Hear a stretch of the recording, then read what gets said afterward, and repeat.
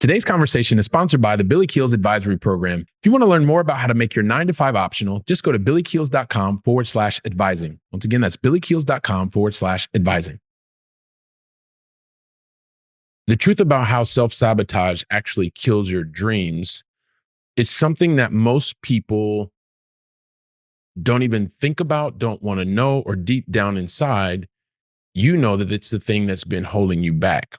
Because most of our lives, we've been told that we don't do things because we're not going to be successful. We don't want to handle rejection. We don't want to handle the negative feelings that come along with not achieving something. I'm here to tell you, and I'm going to share a story with you that will show just the opposite, especially when you're a high performer, you're a high achiever, you've always tended to accomplish or go beyond the goals that you set for yourself.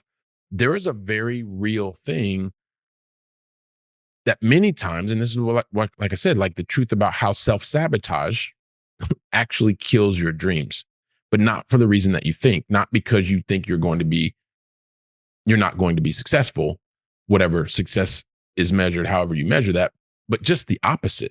And this is a thing that nobody talks about. And when you're feeling in a certain way, or you're feeling like you are an anomaly, I can tell you that it is a very real thing to self-sabotage, because you know that you're going to be successful. You know that you're going to achieve whatever it is that you set out to do. And the only reason that I know that is because I personally went through it. And so I want to share this reality with you. And I want you to know that you're not alone if you're feeling this way, and also give you some things to think about in terms of why you need to continue to push through and stop sabotaging yourself, because there's amazing greatness that's waiting on the other side for you. And whether it's you or it's somebody that you know, maybe you can share the episode with somebody else, because they're going to benefit from not continuing to sabotage themselves and actually get to the goal or go beyond the goal that they set for themselves. And so I think about probably just short of turning 40 years old. This is around 2010. And I remember I'd started being interested in this whole concept of real estate, or this whole concept of being able to build a business around the investments that I was making. And so one of the things that I was really enjoying is I started listening. I'd never even really heard of podcasts, but I went down the rabbit hole and I started finding videos on YouTube and listened to a number of different podcasts. And these were all really around real estate. And what I started realizing was, like, this is really cool. Like, I can sit here at my desk and listen, or I can go running along the beach and I can listen. And it just was a very easy way to not only consume content, but to start to build knowledge. And I had to take that theory and put it into practice and make it useful. But the whole point is, in around 2010, I remember thinking to myself, oh my gosh, I really want to do a podcast. At the same time, I'm a young executive in the enterprise software space, moving up the corporate ladder. And I thought, wow, I'm going to do my investments. And at the same time, this is kind of scary, because then people would actually hear me. They would know my voice. They would recognize my face, because I noticed that there was this cover art on all the podcasts. And because I was making so much money at my corporate job, I thought, there's no way that I can't ever let anybody do that. So initially that was with the thought. And then I started realizing, wow, there's these other possibilities with the podcast. And then eventually I started investing in real estate. And then I went out and hired a paid coach to help me understand. And one of the things that the coach told me was, hey, listen, you need to create a thought leadership platform. And I thought, wow, this is really a great way, because I've spent the last couple of years consuming podcasts, taking that education, put it into action. But here's the thing. Even when I heard it from a paid coach that this would be one of the best ways to connect with other people, to build thought leadership, to build my network, I was afraid to do it, because I thought, what if this is actually successful? My boss is going to see me. The people that I know are going to see me. I'm a young executive in this company. I want to move to the top of the ranks. And this is outside of what the normal chain of command I thought would perceive as acceptable. Like, this is 14, 15 years ago, right? So this is a bit different time, but I was just petrified. But I thought about it in 2010. So I want you to keep that 2010 date in your mind, because 2010 is when I first started thinking about the possibility of having a podcast. And so my whole thing was, yeah, I wanted to have my own podcast. I wanted to have my name out there, my thought leadership platform. And quietly, I also wanted to have this ability to be able to say, I'm confident enough to launch a thought leadership platform.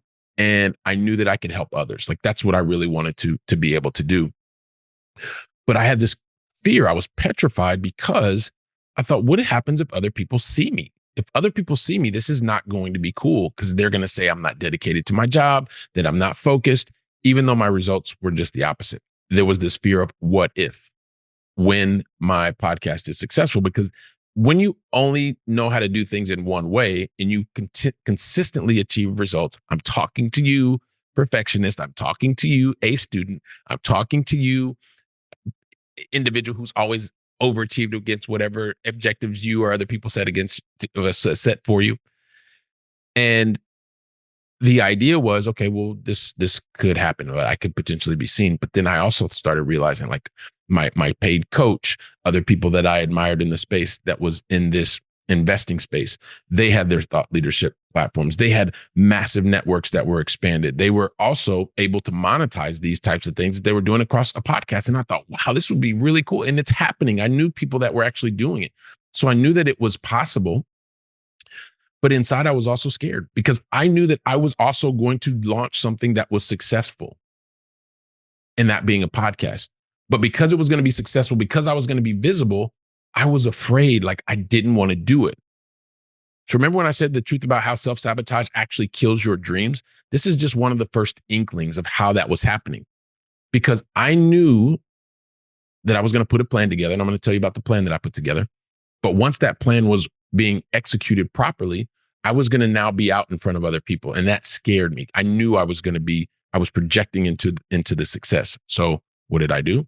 Remember the date. What was the date I talked to you about in the first thought of my thought leadership platform? You're probably saying it out loud already, but just in case, I'm going to share it with you now. 2010. So I want to move to 2020.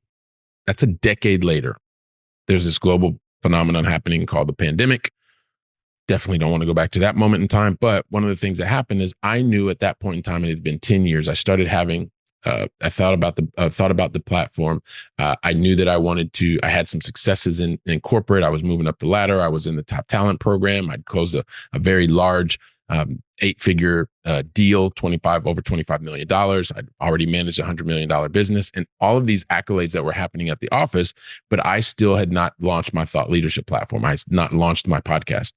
So at the end of 2019, I said, this is the year that I'm going to do it. So I started in January. I recorded my very first podcast episode with my buddy, Tyler Sheff.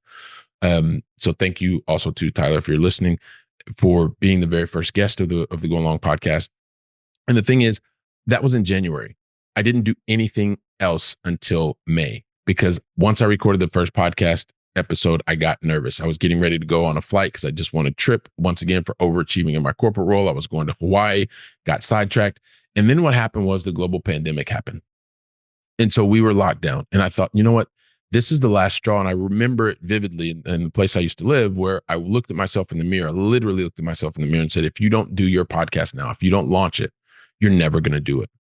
And so, on all the negativity of being locked down and not doing things, being able to get out and travel, I recognized that this was the moment. This was my option. Was I going to continue to do what I'd done for the last decade, which was nothing, and self-sabotage because I knew I was going to be successful, or did I actually do it? So it was now or never. And then I finally locked down, in no pun intended, but in my place, decided it was the moment to launch the podcast. So recorded after that first episode, which was in January, then sat down, had a network of people that were great to be very first guests, recorded 20 episodes, knew that there were certain things that I was never going to do. So I hired somebody to help me with the standard operating procedures so we could map things out. I was able to build it, able to scale it. And then I invited every single guest. I posted the interviews. I was doing all the stuff in the beginning so that I could eventually write out the standard operating procedures, and then brought on team members. And so that was like the actual plan that I went through to get ready to what I was actually doing. In the moment that I said, I'm sick of self-sabotaging, it's time to get out there and put the thought leadership platform and name the Going Long podcast with yours truly, Billy Keels. Along the way, it wasn't very simple, right? Because you can imagine that at this point in time, we're going through the pandemic. So at the time, my family had to be very quiet. My boys had to be quiet, especially, and in the house. And we'd already been locked down. And fortunately, we were living in the same building as everybody else. My ex-wife, all of her family lives in the same building, so everybody was there. So it was easy for them to be able to go and do that. But it was true that like they had to be really quiet while I was recording or go somewhere else. So that put extra stress on the family, especially young kids at that point in time. They were running all over the place. And also that was the way that I decided, that was my outlet, right? My outlet was building this podcast, finally going out, doing that rather than doing other stuff. So it wasn't always easy, right? And at the same time, even though it's not easy, it was still something that was worthwhile, because what I can tell you is after sabotaging myself for the previous decade, from 2010, when I had the first thought, to all of the reasons why I couldn't, getting distracted at work and having successes at work and traveling to Hawaii and getting on the promotion path, it was finally time to stop. And I can say that now, after having done the podcast over 4 years, almost 450 episodes at this point in time, and intentionally connecting with other people, building a global network, being able to affect hundreds of thousands of lives around the globe and over, 60, 70 countries at this point in time, it's something that was definitely a worthwhile achievement. But more importantly, what I've realized is that this is something that's helped me to also build a level of confidence in myself and my abilities, the ability to go out and impact others, be able to put my priorities over the corporate priorities, because that was the thing that was holding me back. I was like, corporate would not want me to do this. The corporate would not really want to see me out here doing my own thing. That was the thing that I was telling myself. So I'm telling you, self-sabotage is real. It will kill your dreams if you allow it. But once you recognize that there's something that's calling you, there's a reason that you are having the thoughts that you want to do, and don't let your fear of success, not your success of failure, but your fear of success, don't let it allow you to sabotage the things that you know you can do, that you can go out, the lives that you can impact. Because every day that you self-sabotage, you're taking away the opportunity to go out and positively impact someone's life. Don't do that. Because like I said, the truth about how self-sabotage actually kills dreams, I'm telling you, it took me a decade to actually go out and test a concept. Once I tested the concept, I realized that, okay, I should, can you imagine? In 4 years, there have been 450 episodes almost.